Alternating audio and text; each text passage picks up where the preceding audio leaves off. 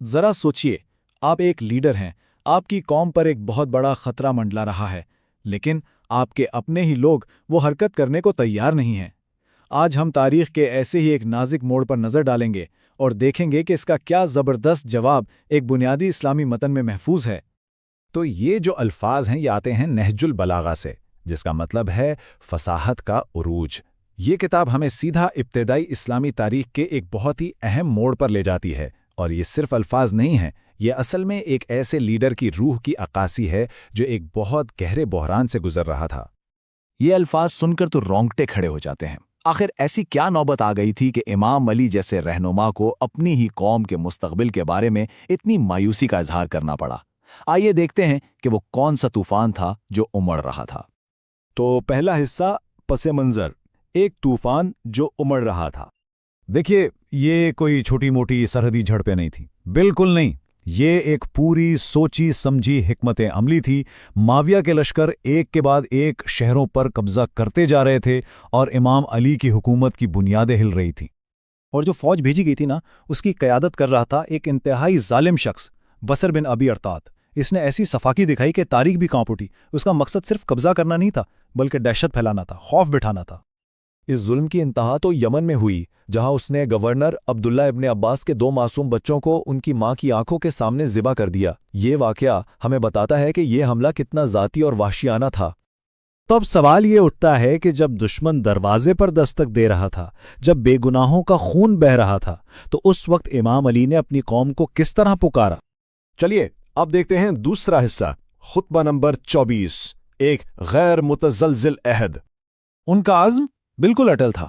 امام علی نے قسم کھا کر صاف صاف اعلان کیا کہ وہ حق کے دفاع میں کوئی نرمی، کوئی سستی نہیں برتیں گے۔ ان کا موقف بالکل واضح تھا۔ مگر یہاں ایک بہت بڑا مسئلہ تھا۔ ایک طرف تو لیڈر لڑنے کے لیے تیار کھڑا ہے، اور دوسری طرف ہے اس کی قوم، جو آپ کہہ لیں کہ مسلسل جنگوں سے تھک کر بے حس ہو چکی تھی۔ ان میں وہ جوش اور ولولہ باقی نہیں رہا تھا جس کی اس وقت سب سے زیادہ ضرورت تھی۔ تو یہیں سے شروع ہوتا ہے تیسرا حصہ، خطبہ نمبر 25، ایک رہنما کی مایوسی۔ یہ مثال کتنی زبردست ہے، سوچئے۔ امام علی کہہ رہے ہیں کہ انہیں اپنی قوم سے جو حمایت مل رہی ہے نا، وہ بس اتنی سی ہے جیسے برتن خالی ہونے کے بعد تھوڑی سی چکناہٹ اس میں لگی رہ جاتی ہے۔ یہ ان کی گہری مایوسی کا اظہار تھا کہ انہیں کتنی کم مدد مل رہی تھی۔ اور پھر آتا ہے چوتھا حصہ، ایک تکلیف دہ موازنہ۔ اور سچ کہوں تو اس خطبے کا سب سے چبھنے والا حصہ شاید یہی تھا، جب امام علی نے اپنے ساتھیوں کا موازنہ اپنے دشمنوں سے کیا۔ یہ ایک ایسی چوٹ تھی جس کا مقصد غیرت دلا کر انہیں جگانا تھا۔ یہ موازنہ سن کر دل دہل جاتا ہے۔ سچ میں امام علی کیا کہہ رہے ہیں؟ کہہ رہے ہیں کہ میرے لوگ حق پر ہیں لیکن بکھرے ہوئے ہیں، جبکہ دشمن وہ باطل پر ہوتے ہوئے بھی ایک ہیں۔ وہ کہتے ہیں کہ میرے ساتھی اپنے امام کے نافرمان ہیں، جبکہ دشمن کا لشکر اپنے لیڈر کا وفادار ہیں۔ ایک ایسی کڑوی سچائی تھی جسے سن کر کسی بھی قوم کا ضمیر جاگ جائے۔ اور بے اعتمادی کس حد تک پہنچ چکی تھی اس کا اندازہ اس جملے سے لگائیے۔ امام علی فرما رہے ہیں کہ انہیں اپنی ہی قوم کی ایمانداری پر اتنا بھی بھروسہ نہیں رہا کہ وہ لکڑی کے ایک پیالے کی حفاظت کر سکیں۔ سوچئے ایک رہنما کے لیے کتنے دکھ کی بات ہوگی۔ اور پھر وہ لمحہ آتا ہے جب ایک لیڈر مایوسی کی انتہا پر پہنچ جاتا ہے اور اپنے رب سے دعا کرتا ہے۔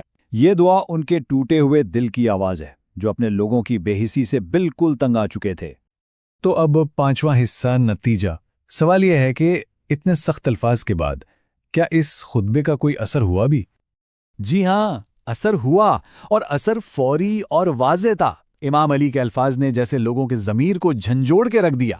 وہی لوگ جو لڑنے سے کتراتے تھے فوراً تیار ہو گئے، اور دیکھتے ہی دیکھتے 2000 کا ایک لشکر تیار ہو گیا۔ اور پھر اسی لشکر نے بصر کا پیچھا کیا اور اسے یمن سے نکال باہر کیا۔